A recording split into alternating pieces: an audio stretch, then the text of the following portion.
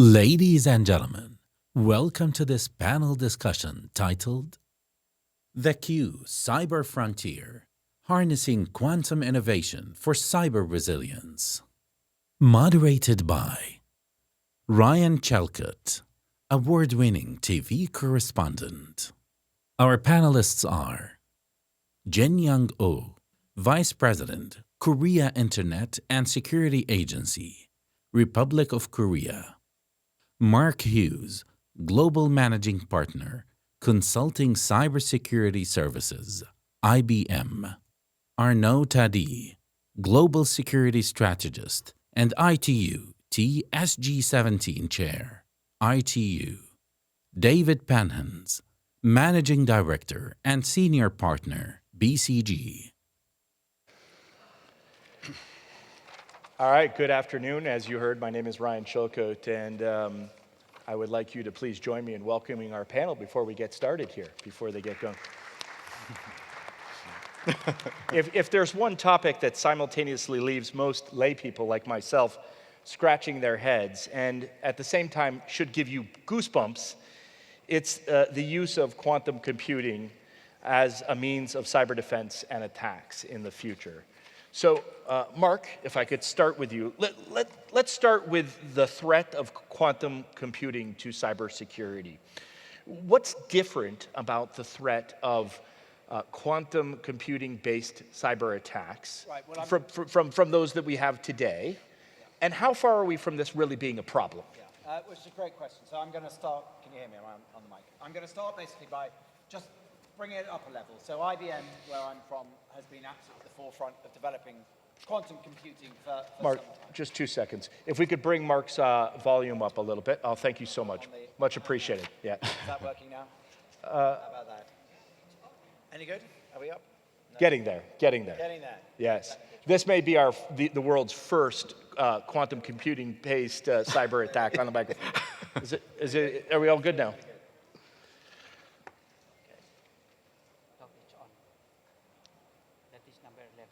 Certainly doesn't. Okay, how about that? Yeah? No? Any good? Maybe we need another microphone. You know what we can do? Here we go. Another microphone. How about that? How about that? Ah, Good. We're there. So, wow, now you can hear me. Mark, take 2. There we go. IBM has been at the forefront of quantum computing, and I really wanted to start, Ryan, just by answering the question very briefly, is that we are here talking about quantum in quite a negative way. But before we get there, I just want to explain that quantum computing is essentially sitting on a spectrum of computing.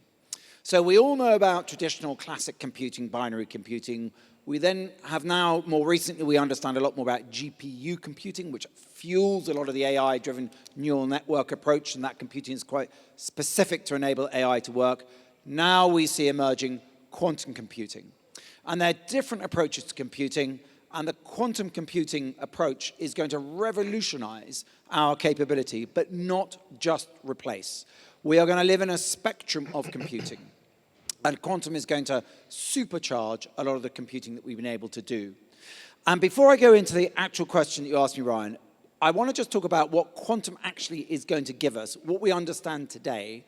And, there's a lot of stuff we don't understand yet because we don't know necessarily what the applications and use cases of this is going to be. But to give you a flavor, the really exciting stuff that is happening now, it's no longer just a theory, it's now for real. So the first area that quantum is going to unlock is our ability to be able to model nature and also model material behavior. So all of those use cases around healthcare and how we can unfold proteins, things that classical computing just can't do, we can get much greater understanding of things like them being able to tailor medicines for each and every one of us based upon how our bodies function specifically. That is something that quantum will be able to open up. So there's that whole modeling of nature. The second area of use case grouping for quantum, what it will allow us to do, is being able to solve for very, very complex algorithms. And I'll come back to that in a second. And then lastly, it's around search and being able to really supercharge our ability to search through complex sets of data, which traditional computing can't do for us. So with that, Ryan, then comes the immediate question, well, what does that mean for cybersecurity And what does that pose? Well, out of all of those wonderful things that quantum's going to give us, things like quantum sensing, for example, and some of that is going to help us do better security, like, for example, preventing counterfeiting. Quantum sensing is going to help with that. There is one use case, and of course, trust its security that's going to come out with the big downside use case. And there is an algorithm that exists today, Shor's algorithm. And when you think about traditional encryption, asymmetric encryption, Shor's algorithm, which was developed in the 60s by a guy called Peter Shor, when quantum computing, the algorithmic part becomes really mainstream, you'll be able to run that algorithm that will be able to defeat the factoring in our existing cryptography and our asymmetric cryptography that we have deployed everywhere today. So the challenge with quantum computing is the fact that there is going to be an event that will happen that will allow that algorithm to run using quantum capability that will render a lot of our encryption that we use today vulnerable. And that is the challenge and the essential issue that we are talking about here today. Now, please, I'm going to say it again. That's in a whole spectrum of a lot of good stuff that quantum's going to bring us. Now, very specifically, then what that poses for us is that threat actors will be able to get hold of data that is currently encrypted using the encryption that we use, the asymmetric encryption, and then harvest that now, and then when the capability comes along to run the algorithm to defeat the encryption, they will then be able to decrypt that information. And so that's what we call in the trade, harvest now, decrypt later. Now, the next question that you're going to ask, all of you are going to say is, well, when is this actually going to be real? When are we going to be able to run the algorithm that will defeat the encryption? So it's not precise, but at IBM now, our latest generation of quantum computing, Blue Jay, as we call it, means that we think we'll be in a world where that will become reality as soon as 2029, 2030. And there are others on the panel who will talk more about where governments see that being. And so that is now the challenge, Ryan, that we have to prepare for when that becomes a reality. Fantastic. Thank you very much, Mark. David, be the devil's advocate or respond to the devil's advocate kind of view here. The contrarian view that, I mean, how many times have I heard that fusion is, it's almost here. We've been talking about that for a couple decades now. And yet fusion hasn't quite arrived. Another conversation, but how sure can we be about this? This is going to be real in 2029 or 2030, whatever it is. And the second part is it really going to be a big deal? It makes me think of Y2K. 1999, I was a reporter, and we all heard that Y2K was going to be the end of the earth, and then actually nothing happened. If you could speak to that, please. Yeah. Oh, mine is actually working, good. So yeah, I think one of the reasons why we are discussing this here today is that it's not anymore like just a lab conversation and some research institutes. It's really something that we believe now is up the horizon, and we see now tech providers already basically giving access to some quantum computing applications, like for example in Microsoft Azure.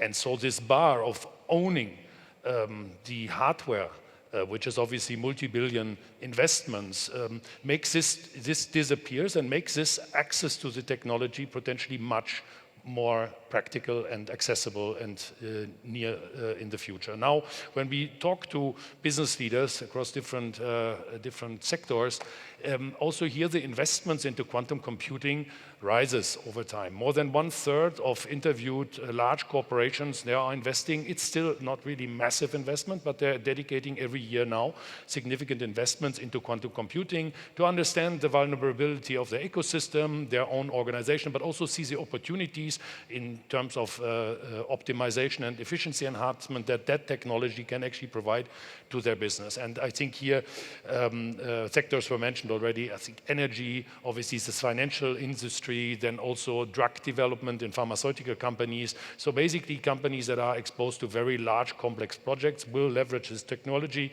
to harvest future business competitive advantages. So the investment is real, technology is getting accessible, so that's why the discussion is not anymore just a research or theoretical academia question. It's really something that we need to now take into consideration when we talk about how do we secure, as it was mentioned by Mark, how do we secure our data and our communications of today with the upcoming quantum computing capabilities in decryption. Thank you. Well, let's talk about that and exactly how we get ready for this PQC world. So, Arnaud, let me ask you, how do you leverage quantum computing in cyber defense to enhance threat reduction? Right. Is it working? Yes. So to leverage quantum computing, the issue we have is the scale of how we need to migrate all of these defense on the planet. It's not just a matter of the scale, it's a matter of history and legacy. We have tons of protocols and systems that exist today that we need to figure out where they are, and we need to migrate them. So I work at Broadcom, the big tech company, but as I am as well the new chair of the International Telecommunication Union Study Group 17 for Security and Trust, which is the standardization group that is dealing with security and trust. So the problem is that we have a friction issue. At the moment, nobody is really ready to understand what to do to make this migration. So when you start to look at the projection of when we need to do that, for example, there is some kind of a consensus that by 2030, back to Mark's point, we should at least address the harvest first, decrypt later problem. The rest of the problem could be addressed by 2035, like, for example, the data in motion issue. So that's something where it's more or less a consensus. Will we be able to stick to that? I don't know. And where we do not have a consensus is how we position, for example, PQC versus existing algorithms. Should we have a way that we abandon completely the traditional cryptography and we go only for PQC algorithms, or should we have an hybrid model as a cohabitation between the two? That's one thing. The other thing that we don't speak about too much is that PQC is not the only solution. There is another solution called quantum key distribution. So I had the chance to start my career at CERN, right, a long time ago. And when I started my career, the person in front of me in the office was a certain Tim Berners-Lee. So I had the chance to work on the first web server on the planet. So I've seen quite a lot of things there. The point is that what I learned from CERN is that the mathematician and the physicist viscerally hate each other. So let's be honest about that.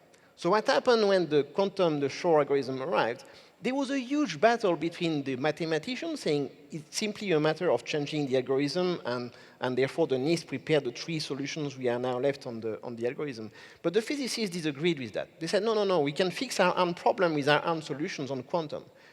So what they did, they said, okay, if the problem is to protect a secret between 2 entities, right, a server and a client and a server, why don't we use a quantum way to transport the secret between the 2 pieces?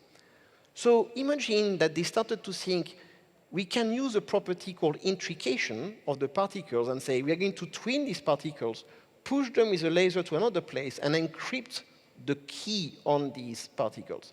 Therefore, when they are at the 2 different destinations, the system consuming this particle will be able to consume the secret and nobody could see it. So you would think it's science fiction because it's literally teleportation. And the trick is that when this happens, it not happens at the speed of light. There is not a particle that goes from the first particle to the other one to say, hey, do something. No. It's like suddenly we curb the surface of the universe and the 2 particles are in the same place in another dimension. That's why we have the impression they communicate faster than the speed of light. Now, the thing is that you would believe it's science fiction? Absolutely not. I live in Geneva. All the banks around me on their data centers, they protected their data centers, they replicated data centers with this technology since 15 years. China has sent a satellite for quantum communication, the Hughes satellite, in 2016. That means that they started to plan it perhaps in 95. That's 20 years that people work on that. So the point is that there are 2 distinct solutions from 2 groups that really, really hate each other. I can tell you how many oral stories between the PQC people and the QKD people. But so we have more and more solutions coming, and I will stop at that. The rest will be a standardization discussion. Just a quick joke. We know that Switzerland has a problem with bank secrecy, so. Yeah. No, but just want to make sure, before we continue with this conversation, that everyone understood what they just heard, because we're going to have a pop quiz on how you protect against quantum computing-based attacks. That's also a joke. Okay, Dr. Jinyoung. Oh, okay. So that's all pretty fascinating stuff. What is Korea doing to prepare for this post-quantum world? Okay, just before, we heard something about the quantum computing and then quantum-based security things, from the private company and like the investment, from the international body, for the standardization, right? So I just want to talk about the kind of a countryside, what we have to do, for the future, the PQC migration things. So I just want to also, talk about how the Korea is preparing for the quantum era, especially for the cybersecurity perspective. Yeah, because actually, do I have to buy the IBM's stock, for the quantum computing? And what about, at the same time, do I have to buy the kind of the security stocks, like such as IonQ and the IDQ things actually, right? At the same time, we have to prepare, two things actually for that. And Korea, we are now, we are kind of the had a kind of the master plans actually for the migration, the PQC, post-quantum cryptography things. And then just a few weeks ago, we also, announced kind of the very detailed action plans, for the master plan things. So now we started with the kind of the pilot project, and then by the industry. So we choose the three areas, for this pilot project. The first one is the government operating. The second one is energy. The third one is the healthcare. But the reason why we choose this one, this is very important, for the whole society. But the next year, we have a plan, another plan, for the more sensitive area, for pilot test. So we need to get the kind of the experience, from this year's leisure. So we will have a pilot project, for the transportation, telecommunications, and then the military area, and finance, even space things, for next year. So, after that, we're going to do kind of the device area, like the IoT things, for the pilot test. But the problem is, I think that many people just mentioned, about we might have a kind of the very dangerous, the period, for the quantum computing, for example, year 2030 to 2035. Because we're gonna have a kind of the legacy and the quantum computing at the same time. So, we need to prepare that kind of things, hybrid, the things. You mean all of the cyber defenses won't be in place yet? Yes, because the two cryptography gonna used, by the at the same machine. But I think the IBM already had the kind of the solution, for that kind of issues. That means we have to take the action just right now. We have already kind of we already know that the theory and that we have a technology, but the government should take the action actually at the moment. Otherwise, there will be kind of the big chaos actually for the whole society, the public and private things. This is not like the future things, Yeah. We already have that kind of a problem. So actually, for the KISA, my company, by ourselves, we do the kind of the migration, the PQC things, to our kind of fund management system. So we're going to use that kind of things, and get the list, from them, and then we will use that, for our guidelines actually. But we're not only doing this kind of this by ourselves. We really want to talk about that this kind of issue with the kind of the multilateral platform. So now we are talking with the Singapore and Switzerland and the NIST as well, and there's some of very other good private company as well. So this kind of things we need to talk about. Just 1 second, Arnaud. Hold that thought for a second. Mark, I want to get you to react to that because I guess we should not be surprised that Korea has a plan, right? Korea's out front, and that should be applauded, right? But how does the rest of the world measure up against the Koreans? Which is a bit of an unfair question, perhaps. They're doing very well, right? Also, And give us your thoughts. And we only have another 5.5 minutes, and I'd like to hear from some of the other panelists too. So if you could be a bit brief. how does one go about this task of So- deploying these defenses across industries, but also across jurisdictions? Yeah, so it's a great question. I will be brief. So meanwhile, in the real world of all of us in this room here, we have all the great stuff that's coming. How do we get ready? Now, cryptography, I've been a CISO for many years, been in security for many years. Cryptography has been one of those things that we haven't paid much attention to because it's worked, right? And we've had effective algorithms that have worked for many years. That's now changing, as you've just heard, because now they are at risk, or the crypt that we have is at risk. So the practical approach now that we've just heard that how Korea is organizing and other countries are organizing as well, but when you get down into our companies that we represent here in our organizations, is you've got to start doing stuff right now, which starts with, well, what crypt are you running? Where is it in your organization? How you discover what there is, and importantly, what's in your supply chain? And how do those crypt workflows work? So we call it, but the starting point is to establish your cryptographic bill of materials, your CBOM. So get to that point, understand where the cryptography is, then understand now the algorithms that are now quantum-resistant algorithms, and we at IBM have developed 3 of them. In fact, the 4th one we also now have as well. But there's going to be more that's going to come. And so understanding where you have your crypt, then understanding what those algorithms are and choosing the best way to deploy those is something that organizations can start doing right now and can start getting busy at understanding the approach that needs to be taken to deal with what you've got, what you're going to have to do, and what the steps are of working through that hybrid world that other speakers have spoken about, where you'll have fully quantum-resistant crypt, and you'll have a world where you'll be running both at the same time. And that's something, Ryan, that organizations can do right now and can get busy at, and there are tools available that we've developed, for example, in IBM, that help organizations really discover their crypt and what they need to do about it. And there's some people in the room here who we've been working with very closely, and we've been pretty successful at doing already. But this is a real journey, and it's going to continue, as you say, for a few years yet. Thank you very much. Arnaud, very briefly, where does standardization fit into this? Yeah, so standardization is essential because we are going to have a lot of friction. And we are going to evaporate a lot of energy in this journey. And the role of standardization is, first of all, to make sure the NIST has done the proper job on the algorithms. But there are plenty of other places like ITUT, SG17, where we have to look at migration, use, and hybrid use. And that's not easy at all because we need to change, imagine the number of protocols we need to change. We need to change X509, we need to make sure there is room for having migration, but there are plenty of things we don't know. For example, on the TLS protocol, if you start to increase and increase the size, will everything stick on one packet? How many network devices will fail because we have not tested against that? So we are going to have all sorts of side effects, and standardization needs to help. My critique at the moment is that standardization is not prescriptive enough. We are not helping organizations to understand exactly where they should start. And to Mark's point, the UK and CSC made a very good metaphor. If your IT assets is your house, you must start to identify all the nails that built your house. And just that is a colossal amount of work.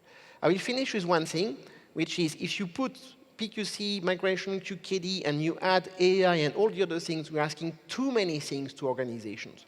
The problem will be resources. So what I see with my customers when we discuss as Broadcom on PQC and other things, customers start to engage on 10 years long contracts because they understand if they don't secure the resources now, there will be people who will not have the resources to do that job. And I will finish at that. Thank you very much, David. Standardization, we heard a little bit about global standardization requires collaboration across jurisdictions. We are at the Global Cybersecurity Forum. This is its 5th year. It does intend to be one of these places where that collaboration can happen. But of course, when you look around the world, it's an increasingly fractious place where international collaboration on some of the most mundane topics seems difficult to achieve. Can we tackle the problems associated with quantum computing-based cyber attacks without proper global collaboration, when we have a world where there are at least a couple of camps out there? It's a great question, and I think the challenge is, and we heard now grasp a bit the surface of the complexity, that no one will be able to solve all these challenges alone. So the idea here would be to create alliances. That's pretty much also another regulatory topics, best practice to basically get a knowledge share, exchange, also have recommendations of technology choices, but also there's a big item around talent. I mean, now it's one of the big topics as we speak today. No one knows where to get talent to tackle the AI problem. Yeah. No one finds the right talent also to tackle the, let's call it 1.0 cybersecurity problem. But now we are talking about a quantum cybersecurity problem. So talent acquisition, talent development, and talent exchange is probably another reason where these alliances can collaborate in order to build the right talent development paths, maybe shared academics, in order to build the talent of the future in order to tackle all this. Well, I'm sure we could go on all day here. We're actually out of time, though. So please join me in thanking David at the end there, Arnaud, Mark, Jinyoung, please. Thank you very much for your time. Thank you.